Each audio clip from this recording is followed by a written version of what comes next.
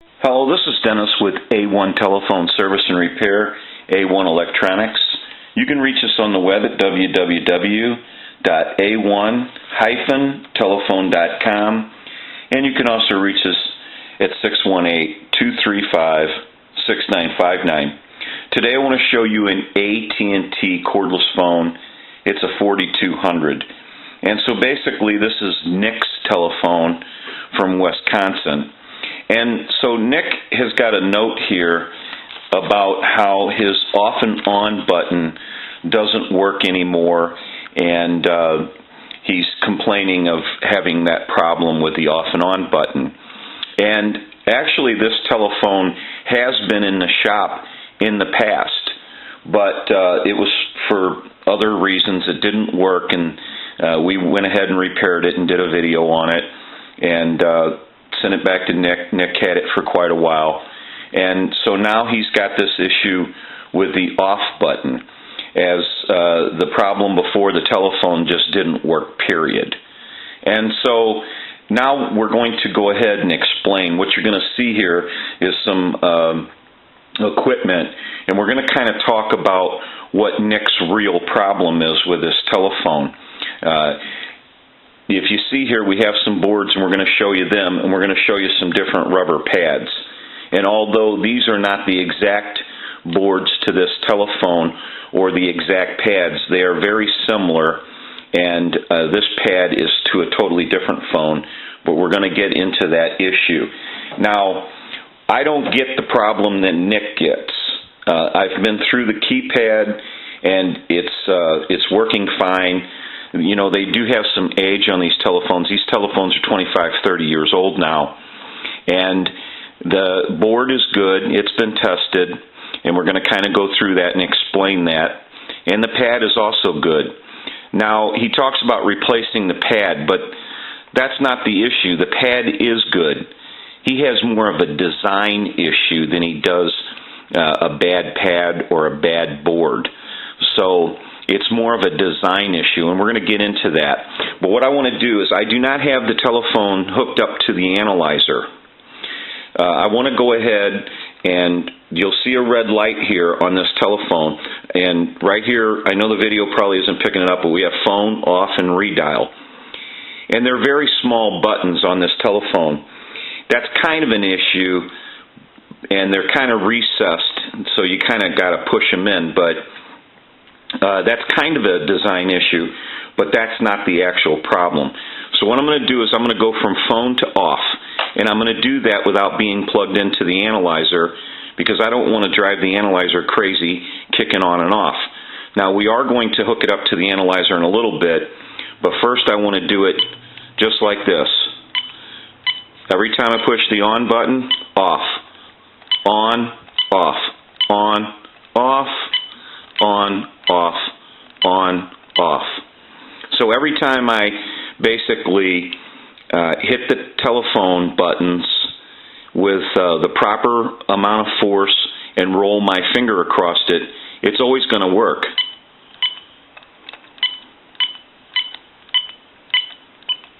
And we'll just keep doing that over and over and over.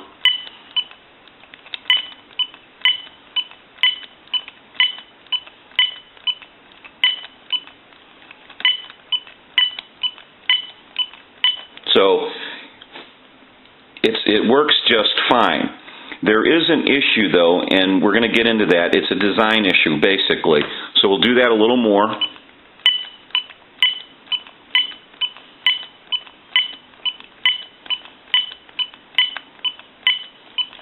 So every time you see that red light, it's on. Every time we push off, it goes off.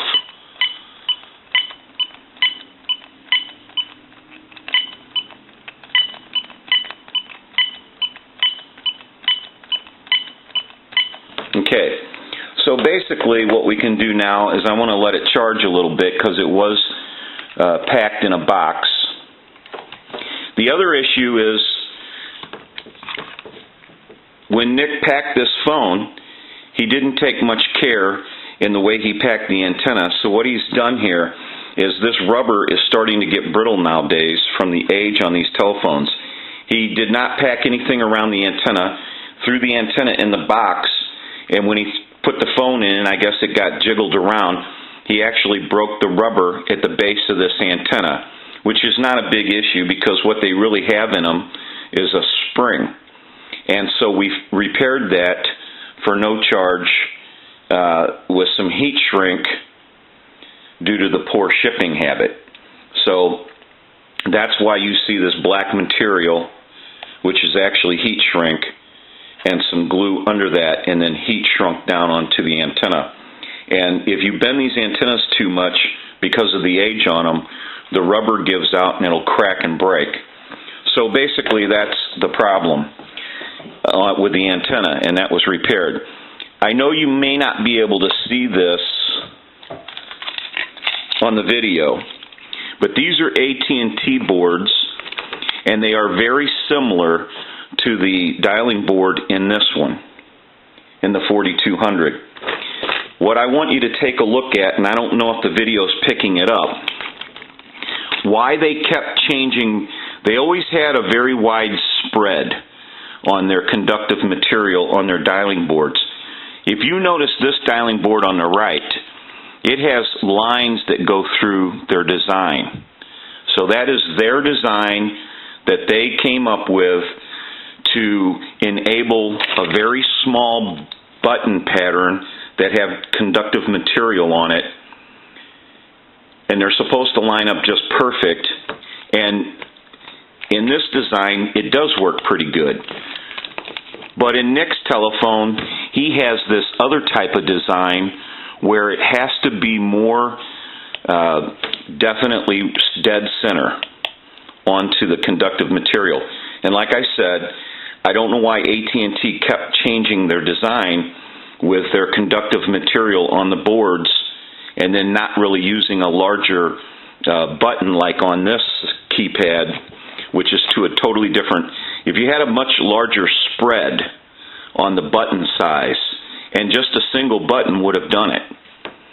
This is the black conductive material that's on these buttons. And this is out of a different type of phone, but you can see the design is better. Larger button is going to have more coverage on your dialing board. But AT&T kept switching around their conductive material drawings, and it was probably different companies that were manufacturing for them. And Nick just happens to have a telephone that has to be right dead center onto the conductive material with a smaller keys. So Nick is more having a problem not so much with the dial pad being bad or the board being bad. He's got a design issue. AT&T shot themselves in the foot when they used the smaller pattern buttons and tried to get them to be totally dead center. Now, the problem with that is, over time, with expansion and contraction and some age on it, it's not going to be 100%. It just isn't going to work 100%. And there's nothing you can do about that. The board in this telephone and the pad is always going to move around a little bit. It's not always going to be a dead center situation. So now that Nick understands a little more of the design issue and flaw, now he can adapt himself to the way he uses the telephone, and he'll just have to come up with a feasible way of using it. Now, what we're going to do is, if you watch the analyzer, I'm going to go ahead and activate the telephone. You see it seized the line. Now I'm going to turn it off. Seized the line, turned it off. Seized the line, turned it off. Seized the line, turned it off. Seized the line, turned it off. Even though there is an issue with the way the keypad rides on the keyboard, it's still working pretty good. On, off, on, off. We'll use the other hand. On, off, on, off. We're going turn it on, and we're going to go through our numbers. And the numbers are set up the same way as your phone button, your off button, and your redial. So you want to make sure that you execute each button properly with the right amount of force, and you want to get it evenly forced onto each button, or you may have a problem. But that's not because the keypad or the keyboard is bad. It's because the little conductive round material on the back of the keypad is not lining up exactly with the keyboard at every dial. But we're going to go ahead and walk through the numbers if you watch them.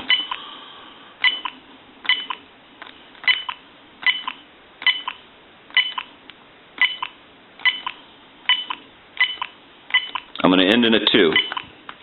I'm going to turn it off, turn it on, redial. It's going to end in a 2. I'm going to transmit into the handset. Every time you see that red light, it's an indication of 100% modulation on transmit. Every time you see that red light. 1, 2, 3, 4, 5, 6, hello, hello. So now I want to turn the telephone off. I want to ring it.